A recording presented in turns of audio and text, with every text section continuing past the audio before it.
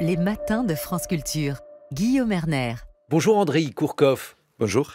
Et merci mille fois d'être avec nous. Il faut que je vous présente, bon, normalement on vous connaît, mais quand même, je dois insister sur qui vous êtes. Vous êtes probablement le plus grand écrivain ukrainien. Vous êtes devenu une figure incontournable de la littérature ukrainienne contemporaine. Vous êtes né à Leningrad. Ça fait partie justement des destins ukrainiens. Vous êtes russophone, vous écrivez principalement en russe. Vous êtes l'auteur de nombreux romans, essais, chroniques. Alors, on a notamment pu vous connaître avec Le Pingouin. C'est un roman qui a été publié en 1996, un roman teinté d'absurde et de mélancolie, où justement la satire politique côtoie la détresse humaine post-soviétique. J'ai envie de dire que c'est un roman très ukrainien. Et puis avec l'annexion de la Crimée en 2014, et puis plus encore bien sûr avec l'invasion russe de 2022, vous êtes devenu une voix essentielle, peut-être la voix la plus connue, en plus une voix parfaitement francophone de la résistance culturelle ukrainienne. Vous n'avez cessé de faire des allers-retours entre l'Occident, l'Europe et l'Ukraine. Et puis vous avez publié Notre guerre quotidienne, c'est ce livre que j'ai à côté de moi, les éditions Noir sur Blanc l'ont publié. C'est une série de chroniques que vous avez d'abord fait paraître dans le Financial Times et dans le Guardian. Andrei Kourkov, il faut d'abord que je vous demande votre point de vue sur ce qui est en train de se dérouler sous nos yeux, mais aussi derrière notre dos, en tout cas à notre insu, entre Donald Trump et Vladimir Poutine. Oui, c'est une question très difficile parce qu'à partir de novembre, des élections présidentielles aux États-Unis, les Ukrainiens étaient au début choqués.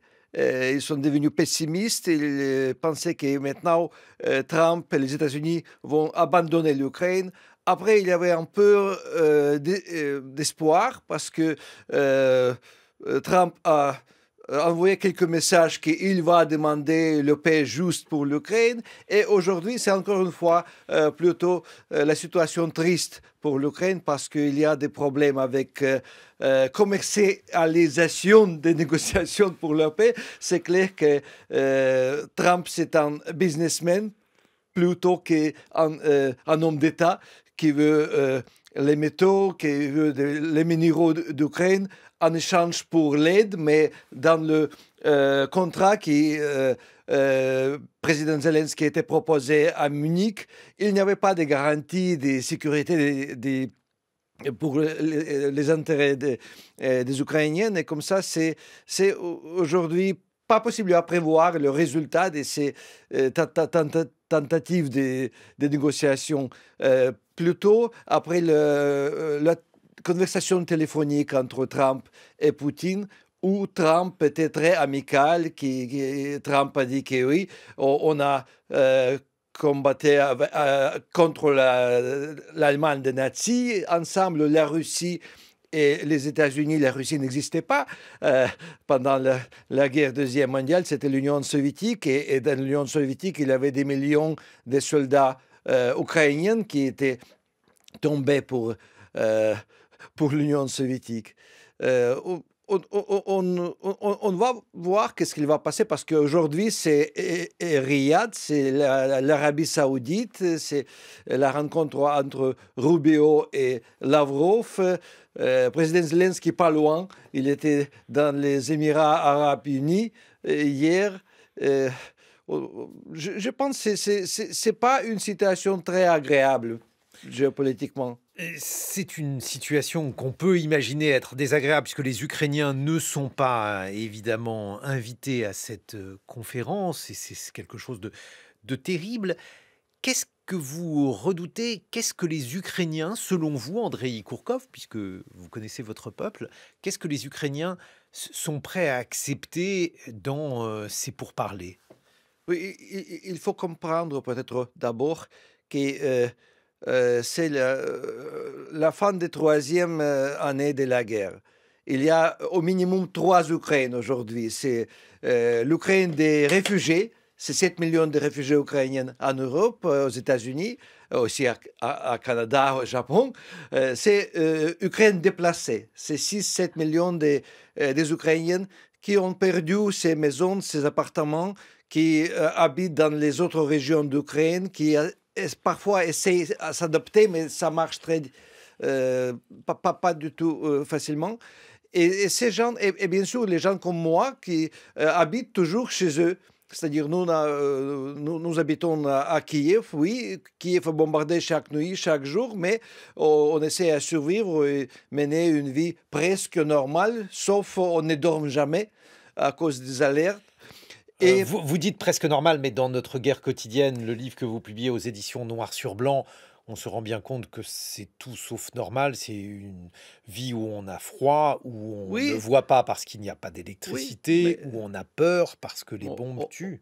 On est en vie, on est alive, comme on dit en anglais, et c'est très important. Et je crois que c'est l'esprit ukrainien que les gens sont ravis qu'ils sont en vie, que la maison n'est pas détruite cette nuit, aux dernières nuit. C'est qu'on peut acheter l'alimentation dans les supermarchés, on peut aller au café, mais s'il y a des alertes, parfois il faut se cacher dans les abris anti-bombes ou dans les couloirs, tout ça. Comment est le moral?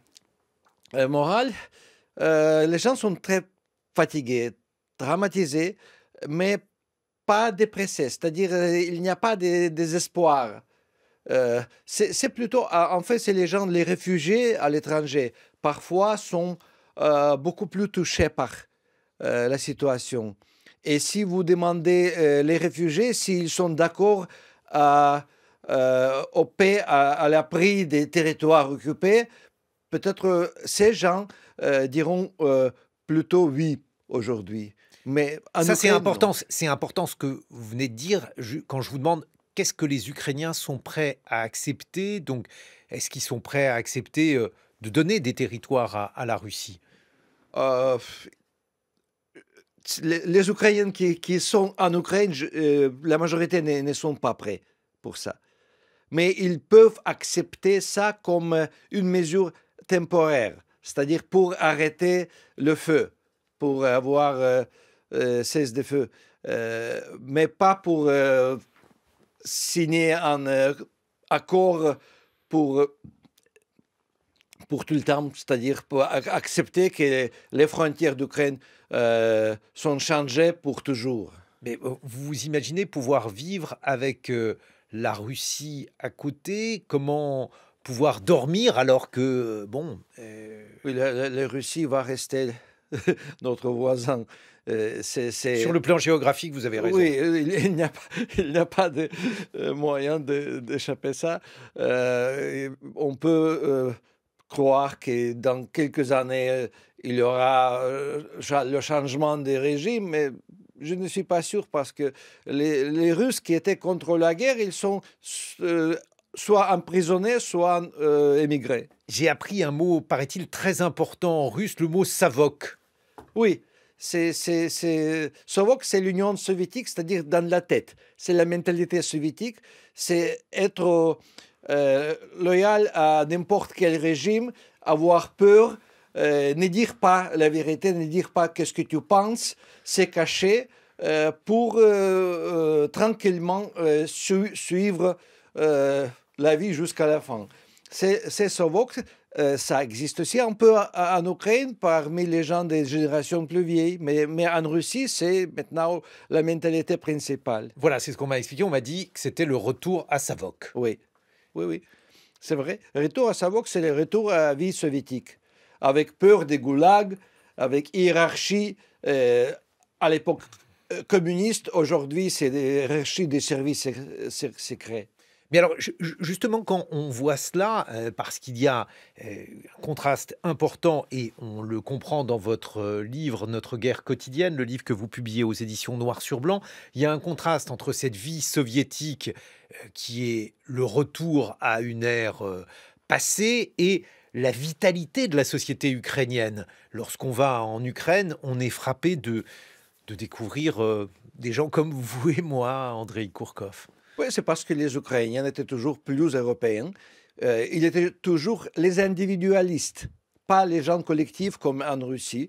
La Russie était monarchie, comme ça, hiérarchie fonctionnait très bien toujours pendant les années et les années. Et en Ukraine, au XVIe siècle, les Ukrainiens, les Cosaques, s'est choisi le chef d'État, le chef de territoire qui s'appelait Hetman. Il participait dans la vie politique, comme aujourd'hui, les Ukrainiens sont beaucoup plus politisés que les Russes. Et bien sûr, les Ukrainiens sont un peu anarchistes parce que l'armée, la plus grande armée des anarchistes, était organisée à Kiev en 1918 par Nestor, pas à Kiev, en Ukraine, dans la région de Poltava, par Nestor Makhno. Et c'est aussi une des armées ukrainiennes qui a battu pour l'indépendance d'Ukraine au début de la guerre civile. Mais alors, justement, lorsqu'on voit cette évolution de la société, est-ce que celle-ci est mise à mal par la guerre? Je veux dire que les guerres sont aussi des moments où la liberté diminue, où on a peur de dire tout ce qu'on pense, on a peur de dire qu'on a peur, on a peur également de dire qu'on préférerait peut-être une mauvaise paix à une terrible guerre.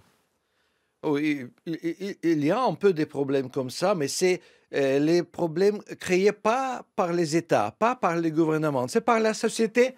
Les gens les plus actifs politiquement, ils essaient à contrôler ce que les autres disent.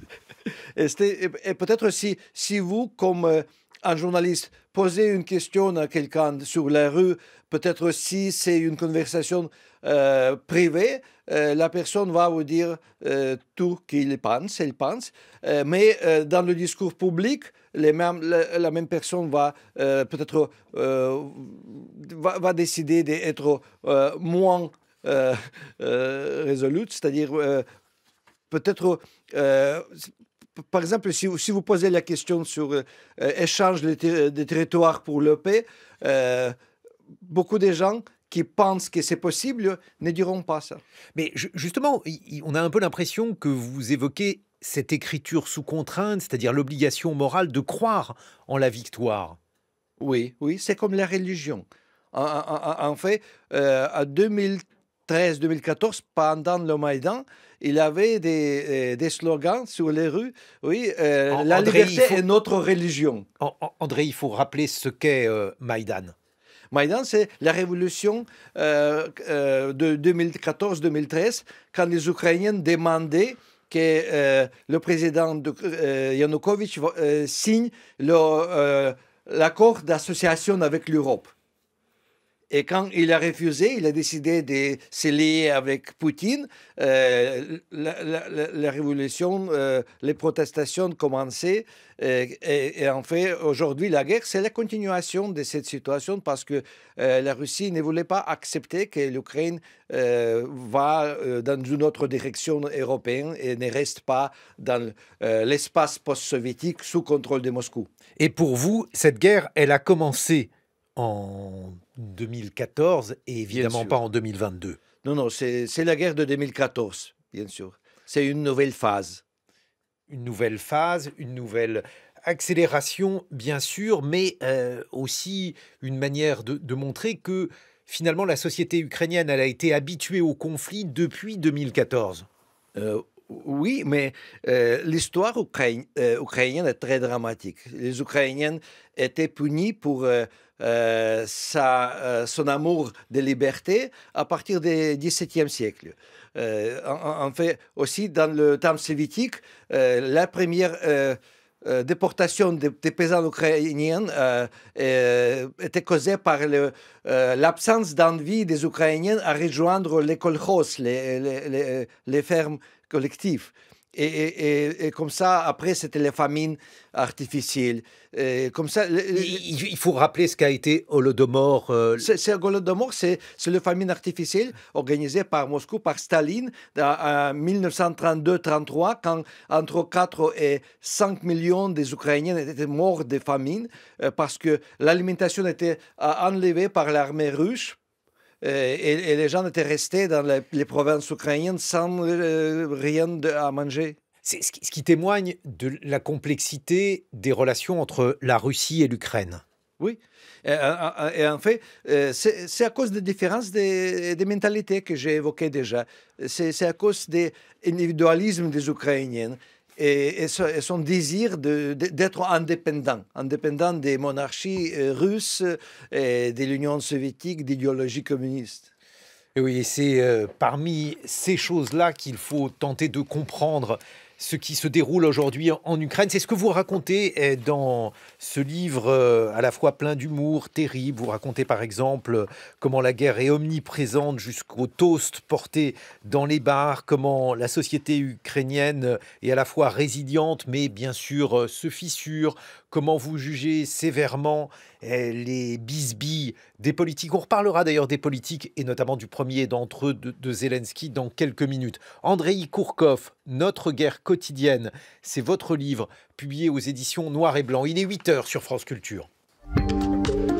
6h30, 9h, les matins de France Culture. Guillaume Erner. Et oui, nous avons la chance d'être en compagnie du grand écrivain ukrainien Andreï Kourkov. Notre guerre quotidienne, c'est l'ouvrage que vous publiez aux éditions Noir sur Blanc. Vous racontez cette guerre terrible qui s'est déclenchée en réalité pour les Ukrainiens en 2014. Mais bien sûr, il y a 3 ans, l'offensive a pris une autre ampleur. Vous racontez les difficultés quotidiennes, comment les personnes âgées ne peuvent plus sortir de chez elles parce qu'elles sont bloquées par les coupures de courant, comment on doit apprendre à vivre autrement, comment les Ukrainiens vont ou ne vont plus en vacances, comment on fait lorsqu'il y a des alertes. Et puis, j'ai envie de vous entendre parler de politique, parce qu'il y a un homme qui est apparu pour nous, Européens, nous, Français, que l'on connaissait mal, Volodymyr Zelensky. Quelle est pour vous l'image, quelle est pour vous la réalité de ce président, Andreï Kourkov? Oui, il y a une chose importante, je crois, dans cette situation, et c'est le fait que Zelensky est jeune, un politicien jeune, bien sûr sans expérience politique, mais avec beaucoup d'énergie et avec un certain talent de comédien. Et c'est grâce à cette énergie il a réussi pendant les premières années de la guerre en grande échelle à accumuler les aides à l'Ukraine des côtés de nos partenaires européens. Il reste encore très actif, mais on voit qu'il a changé beaucoup dans les derniers 3 ans. Il y a moins peut-être optimisme dans ses yeux. Il est devenu plus agressif pendant les rencontres internationales. Il essaye de participer dans toutes les conférences, tous les événements où il peut parler sur la guerre d'Ukraine et demander plus d'aide. Mais bien sûr, en Ukraine, la vie politique continue et ce n'est pas la même vie politique qu'avant la guerre. Et il, avec son équipe, essaie aussi de contrôler la situation politique dedans en Ukraine. Et ce que je veux dire, qu'il continue de se battre avec l'opposition, par exemple, avec le président précédent, Petro Poroshenko, qui ne pouvait pas venir à Munich pour cette conférence à cause des sanctions imposées sur lui. Mais lorsque la guerre a éclaté, je parle de la guerre en 2022, Andreï Kourkov, en France, on s'est dit, voilà, c'est une sorte de réincarnation, Zelensky, une sorte de réincarnation de Churchill, un homme qui dit une phrase aussi célèbre que je n'ai pas besoin d'avion, j'ai besoin d'armes pour faire la guerre. C'est un homme de la trempe de Churchill. Est-ce que c'est aussi la sensation des Ukrainiens? Est-ce que c'est leur vision avant? Est-ce que c'est toujours leur vision? Non, beaucoup des Ukrainiens étaient surpris par le courage de Zelensky au début de la guerre. Parce que, oui, 73% des Ukrainiens votaient pour Zelensky, 25% votaient pour Poroshenko, pour le président qui était avant. Mais les gens ne pensaient pas que vraiment Zelensky peut se comporter comme un homme d'État qui on peut comparer avec Churchill peut-être au début de la guerre. Mais bien sûr, après 3 ans, il y a moins de gens qui le soutiennent. Il y a toujours beaucoup, toujours jusqu'à 50%, selon le sondage. Mais bien sûr, on comprend qu'il se trouve aujourd'hui dans une situation très dramatique parce que c'est lui qui doit signer l'accord avec la Russie. C'est lui qui doit parler au Trump et trouver une solution pour pas perdre le soutien d'Occident, des États-Unis et d'Europe. Qu'est-ce qu'on lui reproche? Pardon? Qu'est-ce qu'on lui reproche à Zelensky? Qu'est-ce que les Ukrainiens qui ne sont Qui pas ne sont pas contents. Oui, plutôt le fait qu'il a continué sa bataille avec l'opposition. Sa partie, le serveur du peuple, était déjà beaucoup de fois dans le centre des scandales de corruption.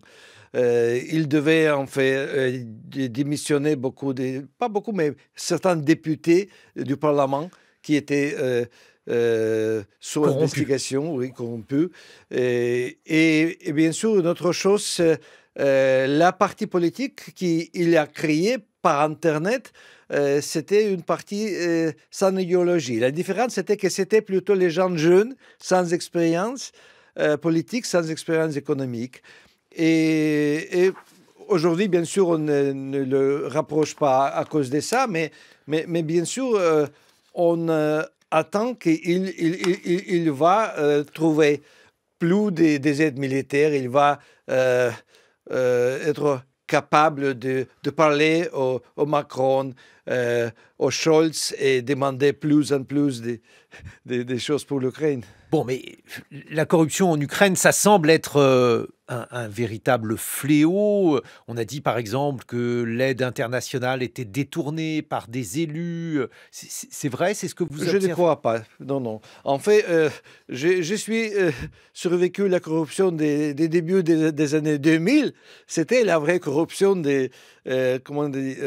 sur chaque niveau de la vie. C'était fini, en fait, en 2005 avec la révolution orange, l'élection du président Yushchenko, qui a réussi de changer un peu la situation avec la police, par exemple, ou dans les hôpitaux. Et aujourd'hui, c'est la corruption qui existe, c'est la corruption sur le niveau plus haut. C'est-à-dire, c'est les industries, c'est les ministères qui donnent les licences et autorisations pour les entreprises. Et bien sûr, les accusations comme l'accusation de Elon Musk que les armes américaines étaient revendues à Mexique, c'est pas vrai, c'est pas possible parce que les Américains contrôlent en fait la logistique des livraisons des armes des États-Unis jusqu'à la ligne de front. C'est-à-dire tout est noté, chaque missile est sous contrôle.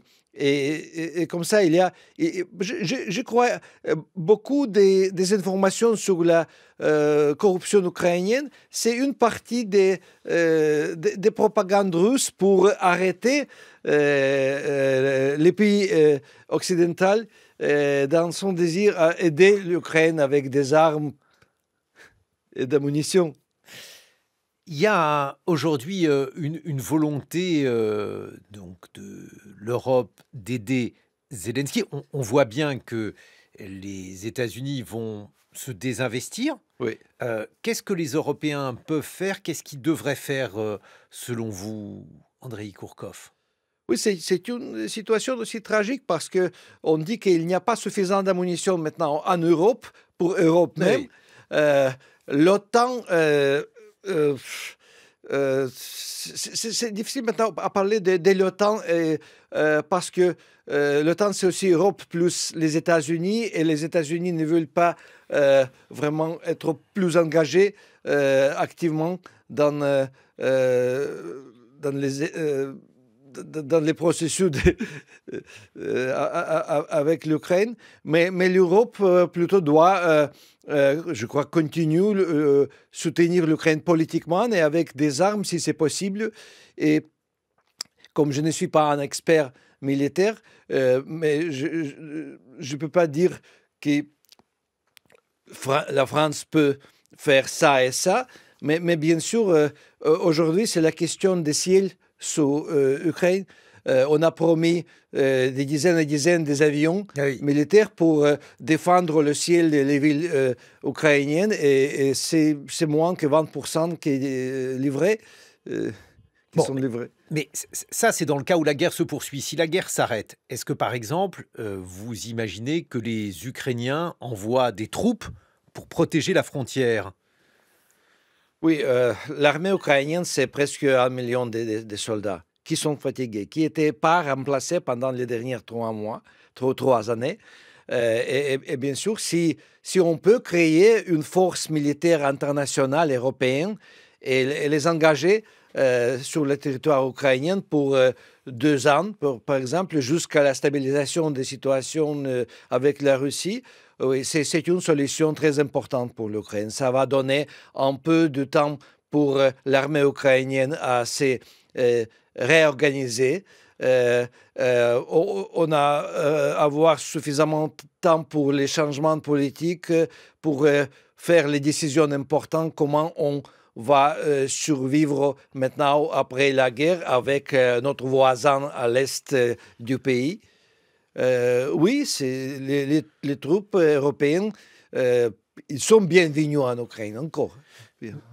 Est-ce que vous envisagez justement la paix? Vous écrivez par exemple dans ce livre: je suis pressé que cette terrible guerre devienne de l'histoire, que s'inscrive dans notre mémoire collective un moment où l'Ukraine a retrouvé la paix, un mot rempli de tendresse, accompagnant l'euphorie qui s'introduira dans la poésie et les romans, les films et les symphonies, les beaux-arts et l'architecture. Oui, maintenant, je comprends que le paix, la silence sur la fronte est possible. Le paix stable, c'est pas possible jusqu'à le moment quand la Russie se change.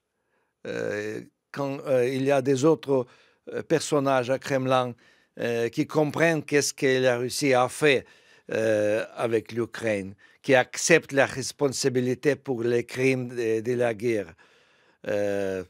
Et ça va prendre, je ne sais pas, 20 ans, 30 ans. Ça sera une autre génération qui va, je crois, accepter la culpabilité en Russie. Et avant ça, le paix sera très fragile et plutôt ça ne sera pas le paix. Ce sera quelque chose, une autre situation. Vous êtes une figure éminente de la vie culturelle ukrainienne, Andreï Kourkov. Quel rôle jouent les acteurs justement de la culture, les écrivains, les metteurs en scène, les musiciens ukrainiens? Oui, il essaye à motiver la population, à donner l'espoir, à donner les idées, les choix. Mais il faut dire que presque tous les écrivains, écrivent sur la guerre. Et c'est le temps des non-fictions sur la guerre. Il y a peu de romans qui sont écrits aujourd'hui. Il y a des films sur la guerre. Et cette situation me ressemble un peu à la situation après la Deuxième Guerre mondiale, quand toute la culture était sur la guerre, sur les héros soviétiques et sur les ennemis allemands. C'est-à-dire il y a un danger de répéter cette situation quand la culture va servir l'éducation patriotique plutôt que la vie quotidienne normale. Mais bien sûr, les gens de culture ukrainienne, ils sont jeunes, ils sont pleins d'énergie, ils sont très actifs, ils participent dans la vie sociale très, très activement, et j'espère qu'ils comprennent aussi qu'est-ce qu'il faut faire pour normaliser la vie après la fin de la guerre. vous êtes remis à écrire un roman, Andreï Kourkov. Est-ce que vous pouvez écrire sur autre chose que la guerre? Pas pour le moment. En fait, je ne pouvais pas écrire fiction pendant 2 ans et demi, jusqu'à juillet l'année dernière. J'ai essayé, mais je ne pouvais pas. Et le 24 février 2022, j'ai arrêté l'écriture d'un roman que j'ai commencé en 2021 sur la guerre civile en Ukraine en 1919. Et j'ai réussi à finir ce roman le novembre dernier. Et je vais continuer la même histoire avec un autre roman, peut-être prochainement dans quelques semaines. Et ça sera aussi un polar historique l'histoire qui se déroule à Kiev pendant la guerre civile, après la révolution de 1917. Mais peut-être c'est la seule chose, le seul thème que je peux écrire. Il y a toujours la guerre, il y a des parallèles, des choses proches avec la situation d'aujourd'hui, parce que c'était aussi la guerre pour l'indépendance d'Ukraine. Et l'Ukraine a perdu la guerre en 1921, est devenue la République soviétique et est restée la République soviétique pour 70 ans. Mais en tout cas, c'est déjà fiction, c'est pas non-fiction sur la guerre d'aujourd'hui. Où est-ce que vous en êtes avec la culture russe, avec les grands noms russes, puisqu'il y a eu différents débats pour savoir si on avait le droit ou pas de continuer à lire les Russes, de jouer de la musique russe? Qu'est-ce que ça signifie pour vous? Parce que vous êtes né en Russie, vous êtes russophone. Être russophone ne signifie pas être une partie de culture russe ou être intéressé dans la culture russe. Jusqu'à 2005, j'ai lu les écrivains russes. Je suis toujours en contact avec Volodymyr Sorokin qui vit à Berlin maintenant. Je suis en contact avec Boris Akunin qui vit à Londres. C'est-à-dire c'est les bons écrivains, les écrivains libres. Ils devaient partir de Russie. Ils sont encore respectés par certains Ukrainiens, mais la majorité des Ukrainiens ne veulent pas savoir aujourd'hui sur la culture, sur les nouvelles culturelles de Russie. Et bien sûr, tout qui est lié à Russie, c'est comme créer une irritation, une haine à cause de la guerre. Pour moi, oui, je n'écoute pas la musique russe, mais je n'écoutais pas la musique russe depuis Non, mais 20 ans. Vous écrivez, par exemple, vous dites « J'ai continué à écrire des textes littéraires en russe tout en me présentant et en me considérant comme un écrivain ukrainien. Certains de mes collègues ukrainophones se sont montrés hostiles à mon auto-identification. Ils s'obstinaient à me traiter d'écrivain russe et prétendaient que pour pouvoir me dire écrivain ukrainien, je devais écrire dans cette langue. » Non, c'est ma langue maternelle, comme la langue maternelle de beaucoup des Ukrainiens. Et c'est simplement l'instrument culturel, ce n'est pas le geste politique. Je peux écrire non-fiction en ukrainien sans problème. J'écris des livres pour les enfants en ukrainien. Mais il y a beaucoup d'autres écrivains et poètes russophones qui sont marginalisés à cause de la guerre. Et c'est vrai qu'aujourd'hui, les librairies ukrainiennes ne veulent pas vendre livres en russe, aussi s'ils sont écrits par les Ukrainiens et édités en Ukraine. Aussi, le livre que j'ai fini en novembre va paraître qu'en ukrainien en Ukraine. Il n'y aura pas l'édition russophone. Mais on accepte ça comme les conséquences de la guerre, de l'agression de la Russie. Mais vous écrivez, par exemple, la majorité des Russes soutient l'invasion de l'Ukraine. Pour les quelques personnes qui font le choix d'aider les Ukrainiens, la pression et le harcèlement peuvent devenir trop importants. Vous pensez donc qu'il y a aujourd'hui, hélas, une majorité de Russes, malgré la terreur, parce que bon, la terreur rend les choses évidemment difficiles. Vous pensez qu'il y a une majorité de Russes qui soutient Poutine? Je suis sûr de ça, je suis sûr. J'ai regardé les YouTube, les chaînes russes, le TikTok russe, les réseaux sociaux, pour comprendre qu'est-ce qu'ils pensent les Russes ordinaires. Et je dois dire, oui, il y a des mille et des mille de posts, des vidéos où ils soutiennent Grande Russie. Ils croient que la Russie est plus importante que les autres pays, que le peuple qui habite près de la Russie. Bon, mais à la fois, l'exemple de Navalny est un exemple qui permet de dissuader beaucoup de gens de protester contre Poutine. C'était pas beaucoup de gens, en fait, c'était une minorité, et cette minorité n'existe plus. C'est-à-dire que la Russie est sous contrôle des gens des services secrets russes, des ex-KGB, de Poutine, et il peut être tranquille et sûr que tout en Russie propre se passe comme il veut. Qu'est-ce que l'on peut faire pour aider les Ukrainiens, pour les auditeurs qui voudraient vous aider, Andreï Kourkov? Qu'est-ce que vous leur suggérez?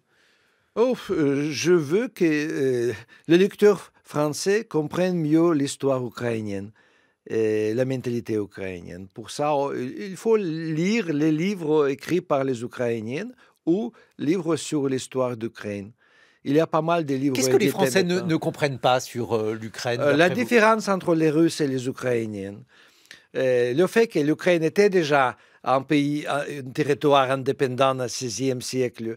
L'histoire, comment en fait l'Ukraine du XVIIe siècle a perdu l'indépendance à Russie, comment les tsars russes en fait essayaient à écraser l'identité ukrainienne, la langue ukrainienne, parce qu'à partir de 1720, il n'y avait plus que 40 lois contre la langue, la culture, le théâtre ukrainien, les chansons. C'est-à-dire, c'était une politique de russification d'Ukraine pour les assimiler, pour faire les Ukrainiens les Russes. Et exactement les mêmes mots étaient récemment utilisés par Poutine, qui disait que les Ukrainiens n'existent pas, c'est les Russes qui pensent qu'ils sont différents. Oui, ce qui est terrible, c'est de voir le passé ukrainien, la manière dont la Russie a littéralement exterminé les Ukrainiens jadis pendant la Grande Famine. Oui. Aujourd'hui, donc, avec cette guerre, il y a un véritable conflit d'histoire entre les deux récits qui sont racontés.